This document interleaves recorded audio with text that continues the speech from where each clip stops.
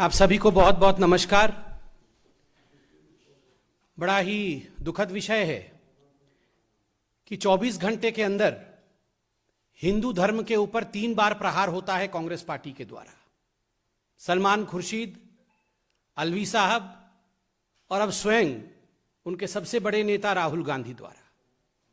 कल भारतीय जनता पार्टी ने सलमान खुर्शीद जी के किताब के ऊपर जब प्रेस कॉन्फ्रेंस किया था तो उस प्रेस कॉन्फ्रेंस में कहा था कि सोनिया जी और राहुल जी इस पर जवाब दें, सफाई दें। और आज आपने देखा है कि किस प्रकार से एक वर्चुअल कॉन्फ्रेंस के माध्यम से राहुल गांधी जी ने सलमान खुर्शीद के वक्तव्य के ऊपर, सलमान खुर्शीद जी के किताब के ऊपर अपनी सफाई रखी है। और उस सफाई में उन्होंने हिंदू धर्म के ऊपर और हिंदुत्व के ऊपर जिस प्रकार का प्रहार किया है, इसमें कोई नया विषय नहीं है। यह कांग्रेस का और गांधी परिवार का चरित्र रहा है कि जब भी उनको मौका मिलता है तो हिंदू धर्म के ऊपर प्रहार जरूर करते हैं, अवश्य करते हैं। भगवान श्री राम के ऊपर अविश्वास जरूर व्यक्त करते हैं। मैं आज कहना चाहूंगा इस प्रेस कॉन्फ्रेंस के माध्यम से, ये जो सलमान खुर्शीद हिंदू धर्म के विरोध में कहते हैं, उसको बोको हराम या आईएस से कंपेयर करते हैं, या जब शशि थरूर हिंदू तालिबान कहते हैं, या जब सैफरन टेररिज्म कहा जाता है, ये दिग्विजय सिंह जी या मणिशंकर अय्यर हिंदू धर्म के खिलाफ कहते हैं, तो ये इनके निजी वक्तव्य नहीं होते, ये कोई स्टैंड अलोन वक्तव्य नहीं होता है। दरअसल ये संयोग नहीं, ये प्रयोग है। और जो प्रयोगशाला के सबसे बड़े नेता हैं, प्रयोगशाला के मुख्य अध्यापक हैं, वो खुद गांधी परिवार के राहुल गांधी हैं। ये राहुल गांधी जी के बहकाने के बाद, राहुल गांधी जी के पढ़ाने के बाद, राहुल गांधी जी के कहने के बाद सलमान खुर्शीद, शशि थरूर, दिग्विजय जी, मणिशंकर अय्यर, फहरिस्त बहुत लंबी है, ये लोग हिंदू धर्म के विरोध में अनर्गल वक्तव्य देते हैं। It is at the behest of the Gandhi family, particularly Mr. Rahul Gandhi, that the other leaders of the Congress party, be it Salman Khurshid, be it Digvijay Singh, be it Rashid Alvi, or be it Manishankar Ayyar, they often speak against Hinduism. This pathological hatred for Hinduism amongst the Congress leader gets its traction, gets its energy from Mr. Rahul Gandhi and from the Gandhi family. बंधुगण, मैंने आपको कहा था कि ये कोई पहली बार नहीं है जो राहुल गांधी हिंदुइज्म के विरोध में, हिंदू धर्म के विरोध में कह रहे हैं। मैं कुछ उदाहरण लेके आया हूं, क्योंकि अगर बहुत सारे उदाहरण दूंगा तो प्रेस कॉन्फ्रेंस लंबा होगा, बड़ा होगा। मैं उदाहरण देना चाहता हूं 17 दिसंबर 2010 का, जब विकीलीक्स सामने आया था और राहुल गांधी जी का वक्तव्य ने पूरे हिंदुस्तान को दहला के रख दिया था। जब यह विषय सामने आया कि राहुल गांधी ने कहा कि भारत में आतंकवादियों से बड़ा खतरा देश के हिंदुओं से है। The country faces a bigger threat from the Hindus than from terrorism. यह आप सबको पता है, जब हमारी सरकार नहीं थी उस समय यह पूरा विषय खुलासे के रूप में सामने आया था। हिंदू पाकिस्तान, हिंदू तालिबान, यह शशि थरूर जी का वक्तव्य था 2028 के जुलाई माह में। ठीक उसी प्रकार पी चिदंबरम जी ने 25 अगस्त 2010 को पहली बार सैफरन टेररिज्म, भगवा आतंकवाद शब्द का प्रयोग किया था। यह अनायास ही नहीं किया था, यह कोई संयोग नहीं था जो उन्होंने प्रयोग कर लिया और बाकी कई नेताओं ने उसके पश्चात सैफरन टेररिज्म का प्रयोग किया। यह बहुत ही सोचा समझा और कहीं ना कहीं एक षड्यंत्रकारी जाल बिछाया गया था गांधी परिवार द्वारा। और हमें वो भी याद है जब हमने टीवी में डिबेट्स किए थे, क्योंकि इनकलाब नामक एक बहुत बड़े उर्दू अखबार ने राहुल गांधी जी का वक्तव्य छापा था, हां हम मुसलमानों की पार्टी है। ये सब बातें छुपी नहीं हुई हैं, ये जनता के सामने है। बंधुगण, मैं आपको यह भी याद दिलाना चाहूंगा, जब राहुल गांधी जर्मनी में जाते हैं और जर्मनी में उन्होंने किस प्रकार से भारत की मूल संस्कृति, भारत की सभ्यता के खिलाफ उन्होंने वक्तव्य दिया था। उन्होंने कहा था कि भारत में महिलाओं के खिलाफ जो अत्याचार होते हैं उसकी वजह भारतीय संस्कृति है। भारतीय संस्कृति के कारण महिलाओं के ऊपर अत्याचार होता है। आपको यह भी याद होगा कि एक ऐसा वक्त था जब राहुल गांधी जी ने कहा था मंदिर जाने वाले लड़कियां छेड़ते हैं, और मैं लिख के लाया हूं हिंदू धर्म में मंदिर जाने वाले लोग लफंगे होते हैं। राहुल गांधी इलेक्शन से ठीक पहले जाते हैं मंदिर,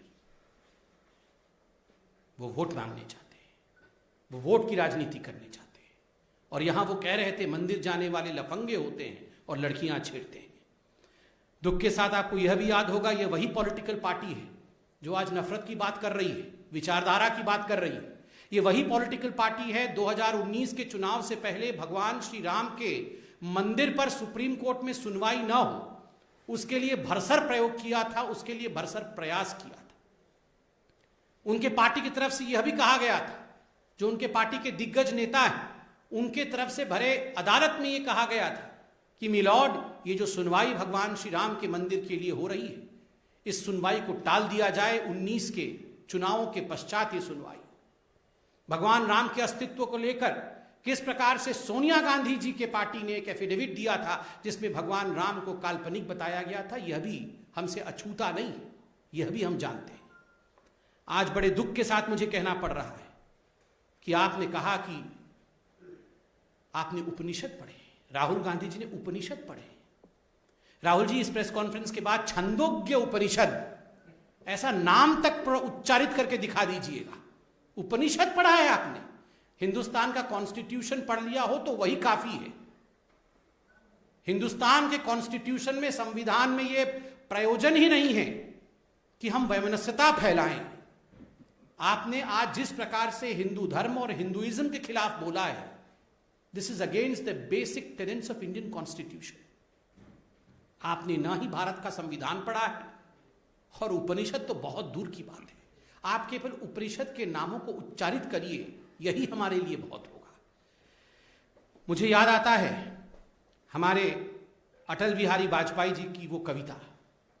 आज राहुल जी ने हमारे मन को, देश के 130 करोड़ जनता के मन को ठेस पहुंचाया है हिंदू धर्म के विरोध में कह के। उन्होंने कहा कि हिंदू धर्म के लोग दूसरों को मारते हैं, काट देते हैं, हम सिखों को, बाकी लोगों को मारते हैं। ये घृणक शब्द हैं, ऐसे शब्दों का प्रयोग नहीं होना चाहिए। राहुल जी, आपने शायद अटल जी की कविताएं नहीं पढ़ी होंगी राहुल जी, मगर हमारे परम आदरणीय अटल जी की कविता की एक पंक्ति में पढ़ के आपको सुनाता हूं।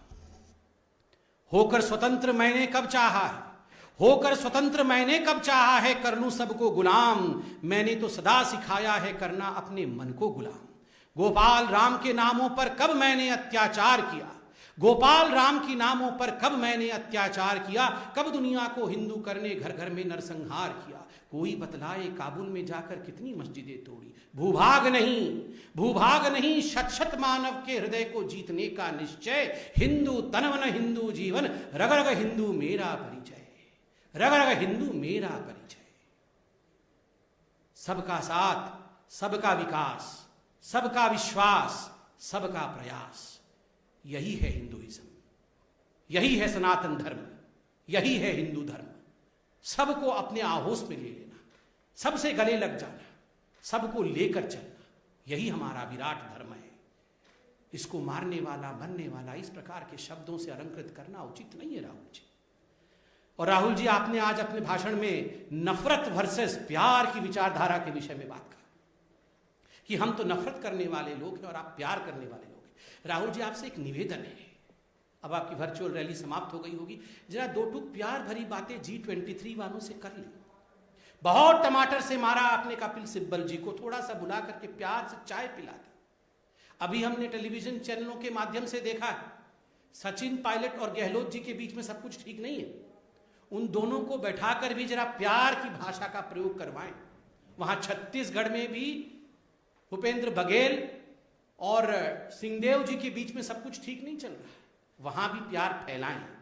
और सुबह सुबह ही आज हमने देखा नवजोत सिंह सिद्धू जी फिर से चन्नी जी के ऊपर हमला कर रहे थे, वहां भी प्यार की आवश्यकता है।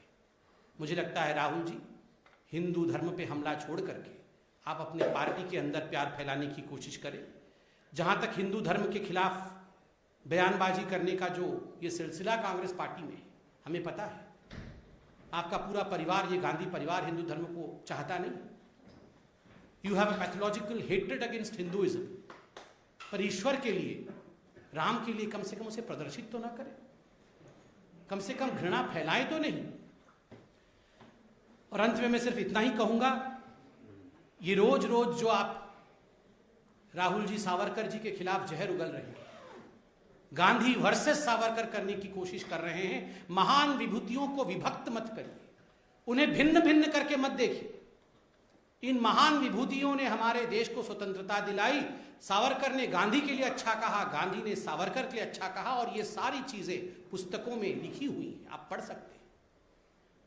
मुझे कष्ट होता है, आप महाविकास आघाड़ी उस सरकार के हिस्से में हैं, महाराष्ट्र में आपकी सरकार है, और सावरकर जैसे हिंदुस्तान के गौरव के ऊपर, एक मराठी मानुस के ऊपर, जिस मराठी मानुस ने पूरे हिंदुस्तान में अपने ओज के कारण, अपने वीरता के कारण नाम कमाया है, आप उस मराठी मानुस पे रोज हमला करते हैं। और मुझे आश्चर्य है कि कुछ पॉलिटिकल पार्टी जो महाराष्ट्र में आपके साथ गठबंधन में है, वो आपकी बातों को सहते कैसे, इनसे सवाल क्यों नहीं करते हैं राहुल गांधी से। आज सिर्फ इतना ही कहना था, और मुझे दुख होता है जब आप अपनी इन ओछी बातों में भगवान शिव, हम सबके आदरणीय गुरु नानक देव, कबीर जी, इनको लेकर आते हैं। आपका यह कहना कि भगवान शिव हमारे विचारधारा को मानते थे, महायोगी अनंत योगी के लिए इस प्रकार के शब्दों का प्रयोग करना कि कांग्रेस की विचारधारा को भगवान मानते थे। पहले आपने कहा था ये जो कांग्रेस का हाथ है, ये गुरु नानक देव जी का हाथ है, ये भगवान राम का हाथ है, भगवान शिव का हाथ है। मुझे लगता है ये विचारों के साथ खिलवाड़ है। बहुत बहुत धन्यवाद। राहुल गांधी जी से क्षमा याचना करवाने की मांग भी रखना, अन्यथा होगा, क्योंकि यही उनका ध्येय है। ये आज जो 100, 200, 300, 400, 500, पता नहीं, नंबर भी फिक्स नहीं है उनके मन में, कितने लोगों को ये वॉलंटियर के रूप में भेजना चाहते हैं। 100, 200, 300 या 400 या 500, ये कितने भी लोग आप भेजने वाले हैं, आप इन वॉलंटियर्स के माध्यम से हिंदू धर्म के विरोध में पूरे देश में वातावरण ना खड़ा करें, भगवान राम के खिलाफ किसी प्रकार का वातावरण ना खड़ा करें। हम इतना ही कहेंगे। आपसे क्षमा याचना मांगना मुझे लगता है व्यर्थ होगा। बहुत बहुत धन्यवाद।